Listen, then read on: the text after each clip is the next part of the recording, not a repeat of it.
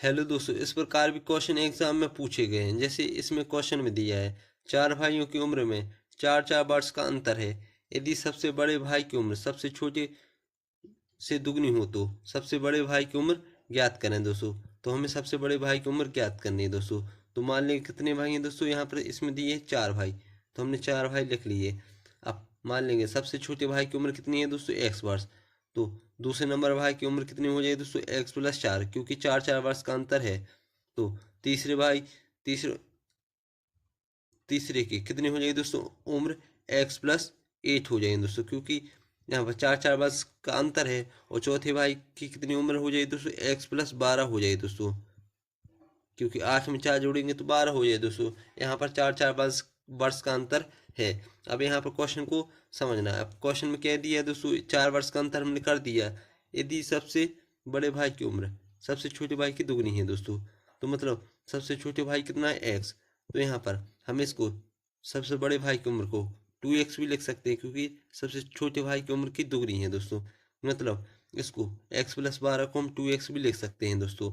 तो यहाँ पर सबसे बड़े भाई की उम्र कितनी दी है दोस्तों, टू एक्स। और यहाँ पर हमें अंतर में दी थी एक्स प्लस बारह, तो इससे हम एक्स का मान ज्ञात कर लेंगे। तो यहाँ पर एक्स बराबर, यहाँ पर पक्षांतर होगा तो टू एक्स में से एक्स जाएंगे तो एक्स बचेंगे। तो यहाँ पर एक्स बराबर कितना आ गया दोस्तों, बारह। मतलब एक्स का मान हमने क्या माना था, सबसे छोटे भाई की उम्र मानी थी। तो हमें सबसे बड़े भाई की उम्र ज्ञात करनी है दोस्तों। तो यहाँ पर चाहे इसमें मान रख दो चाहे इसमें मान रख दो, तो किसी एक में मान रख दो। जैसे एक्स का मान हमें यहाँ पर सबसे बड़े भाई की उम्र कितनी दी है दोस्तों, टू एक्स। तो यहाँ पर टू और एक्स का मान कितना है, दी है दोस्तों बारह। तो यहाँ पर बारह दूनी हो जाए दोस्तों चौबीस। तो यहाँ पर चौबीस इसका सही आंसर हो जाए दोस्तों। सबसे बड़े भाई की उम्र कितनी हो जाए दोस्तों, 24 वर्ष। तो इस प्रकार ए ऑप्शन इसका सही आंसर हो जाए दोस्तों। और यदि इसमें भी मान रखते हम एक्स का, तो भी हमें 24 मान आता। तो इस प्रकार ए ऑप्शन इसका सही आंसर हो जाए दोस्तों। सबसे बड़े भाई की उम्र कितनी होगी दोस्तों, 24 वर्ष होगी। ये क्वेश्चन पिछली परीक्षा में पूछे गए हैं। इसी प्रकार दोस्तों अगला क्वेश्चन है दोस्तों दूसरा। इस प्रकार के क्वेश्चन एग्जाम में लगातार पूछे जाते हैं और रिपीटेड क्वेश्चन है दोस्तों। तो क्वेश्चन है, एक सुपारी को एक बार काटने पर दो टुकड़े होते हैं, तो बताओ सुपारी को तीन बार काटने पर कितने टुकड़े होंगे दोस्तों। तो इसमें अक्सर छः सही करके आते हैं, तो इसमें छः गलत आंसर है। तो यहाँ पर क्वेश्चन को समझे दोस्तों। ये है मान लो सुपारी, सुपारी को एक बार काटने पर कितने टुकड़े हो रहे हैं दोस्तों, एक और दो टुकड़े हो रहे हैं। तो यहाँ पर एक सुपारी को एक बार काटने पर दो टुकड़े होते हैं, तो ठीक है। अब सुपारी को तीन बार काटने पर कितने टुकड़े होंगे दोस्तों। तो सुपारी को तीन बार काट देंगे, एक बार, दो बार और यहाँ पर तीन बार। तो हमने तीन बार काट दिया। अब इसके कितने टुकड़े हुए दोस्तों, तो एक, दो, तीन और चार टुकड़े हुए। तो इस प्रकार से में कितने टुकड़े होते हैं दोस्तों, तीन बार काटने पर चार टुकड़े। तो इस प्रकार बी ऑप्शन इसका सही आंसर हो जाए दोस्तों, चार इसका सही आंसर हो जाए दोस्तों। इसी प्रकार दोस्तों अगला क्वेश्चन है दोस्तों तीसरा। तीसरा क्वेश्चन है दोस्तों, इस प्रकार के भी क्वेश्चन एग्जाम में पूछे गए हैं। जैसे एक 60 मीटर ऊंचे खंभे पर एक बंदा चढ़ना शुरू करता है। वह प्रति घंटा 8 मीटर चढ़ता है और तथा खिसक कर 4 मीटर वापस आ जाता है। तो बताओ कितने घंटे में चढ़ेगा दोस्तों। तो जब भी ऐसे क्वेश्चन आए कि 8 मीटर चढ़ता है और 4 मीटर खिसक के वापस आ जाता है दोस्तों, तो इस प्रकार के क्वेश्चन आए, तो इसमें समय ज्ञात करने के लिए इसमें सूत्र होता है। जैसे यहाँ पर 60 कितना ऊंचा है दोस्तों, 60 मीटर खम्भा है दोस्तों, और कितना चढ़ता है दोस्तों, 8 मीटर। तो यहाँ पर 8 माइनस कर दो, और 8 मीटर चढ़ता है और 8 में से 4 मीटर वापस आ जाता है दोस्तों। और यहाँ पर माइनस में कर दिया और प्लस में 1 जोड़ दो। क्वेश्चन को समझना, यहाँ पर 60 मीटर खंभे में चढ़ना शुरू करता है दोस्तों, तो 60 लिख लिया।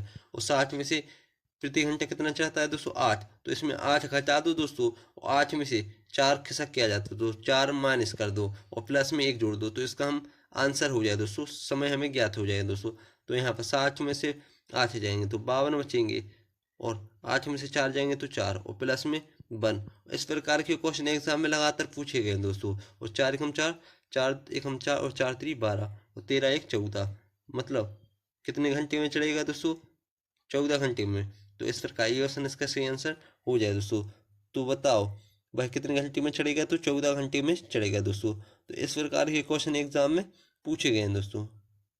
इसी प्रकार दोस्तों अगला क्वेश्चन है दोस्तों चौथा। चौथा भी सेम क्वेश्चन है दोस्तों।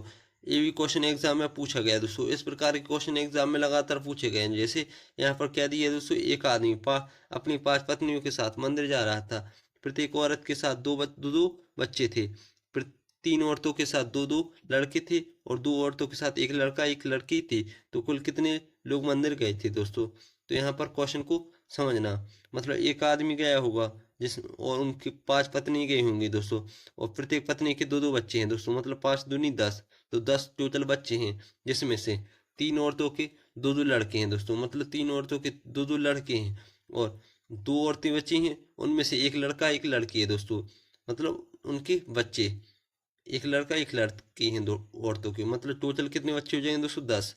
यहाँ पर एक आदमी हो गया दोस्तों, उसकी 5 धर्मपत्नी हो गई दोस्तों यहाँ पर, और 5 पत्नियों के 10 बच्चे होंगे। मतलब कुल कितने लोग हो गए दोस्तों 10 और 5 15 16, मतलब मंदिर में कितने व्यक्ति गए दोस्तों 16 व्यक्ति गए। इस प्रकार डी ऑप्शन इसका सही आंसर हो जाए दोस्तों।